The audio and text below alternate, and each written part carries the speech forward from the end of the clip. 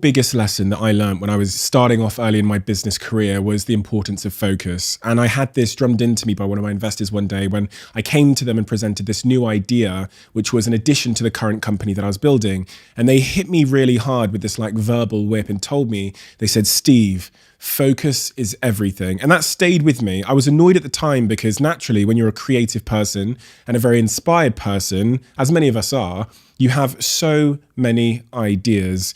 And the problem is you can't take on all of those ideas at once. And any attempt to do so compromises each individual idea. So if you have 3 ideas and you're giving them 33% of your time each, the chance of mastery or success in any of those things is drastically reduced. And especially when it comes to business, if you're giving anything less than 100% of your focus to your business, you can rest assured that there are very competent, probably better funded competitors out there that are giving 100%. Focus and your time is the only currency that you have. So making the decision to invest only a part of your time and focus into what you're doing is a decision to reduce the chance of a really successful outcome. And here's another thing. So I don't know how solid this is as advice, but honestly, when you're young and you're broke and you're bootstrapping, focus matters even more. So for me, what I would do, and when I think about the 50 years of my career, is at the very start, I'd go very narrow.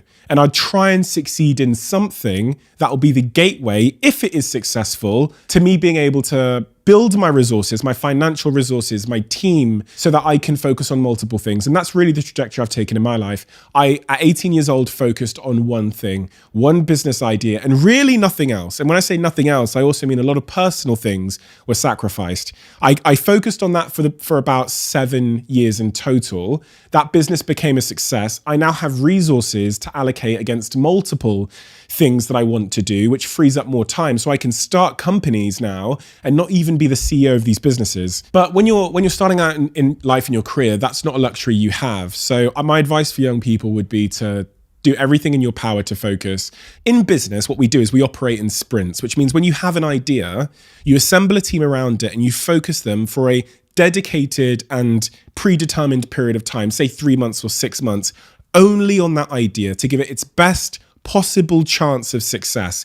And after those 6 months, you assess it and you make very brutal, very honest, very ego-free decisions whether to continue or not. That's how I like to think about focus and projects and how to make the decisions around allocating your time. What you really should do if you want to give an idea its best possible chance of success, if you want to give DJing your best possible chance of success or writing that book or becoming a content creator, is you should look at the task and dedicate the next 6 months to doing that and only that.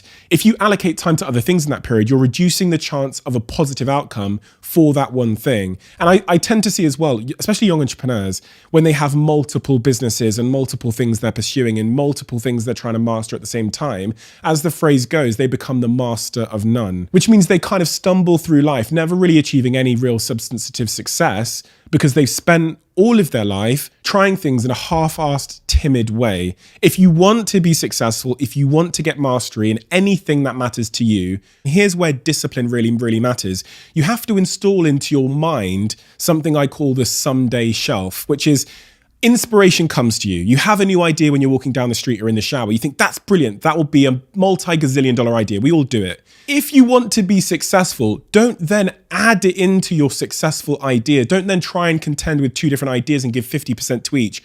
Put it on the someday shelf and see if it nags you.